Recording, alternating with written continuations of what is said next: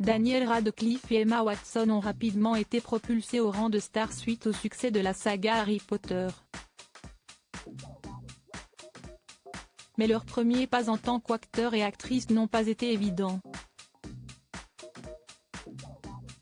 Daniel Radcliffe, qui est récemment devenu papa avec l'actrice américaine Erin Darke, rencontrée sur le plateau de tournage du film Kill Your Darling, a vécu une ascension fulgurante. Il n'était encore qu'un enfant lorsqu'il est devenu mondialement célèbre en interprétant Harry Potter dans la saga du même nom, tirée des récits J.K. Rowling. Ce qui a d'ailleurs posé problème, lorsqu'il a été amené à tourner avec le réalisateur Chris Columbus entre septembre 2000 à mars 2001, pour le premier volet intitulé Harry Potter à l'école des sorciers diffusé ce soir sur TF1. Le problème des premiers jours de tournage, et si est un problème que les enfants ont beaucoup, si est qu'ils ont ce ravissement sur le visage, ils ne peuvent s'empêcher de sourire, même s'il s'agit d'une scène sérieuse.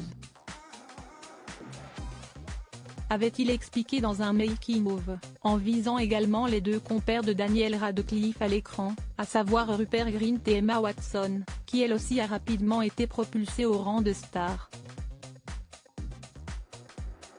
Pour médier à ce problème, il a donc fallu faire tourner 3 ou 4 caméras sur eux en continu, expliquait cette fois-ci le directeur photo John Seal.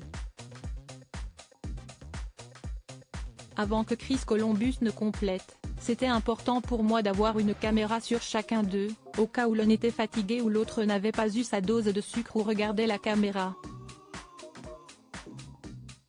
Et il se passait 1000 choses autour d'eux, je ne savais jamais quand les enfants allaient livrer la performance dont j'avais besoin. Si est-il la raison pour laquelle le film est si cut, au montage.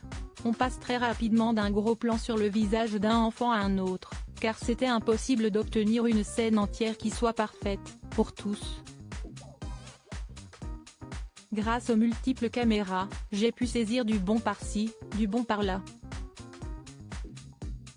C'était quasi du documentaire, si est dingue de tourner un film dans ces conditions. Point des débuts laborieux donc.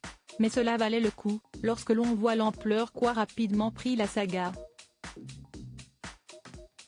À noter que les fans d'Harry Potter pleuraient récemment la mort de Michael Gambon, qui a incarné le célèbre personnage de Dumbledore à partir du 3e volet.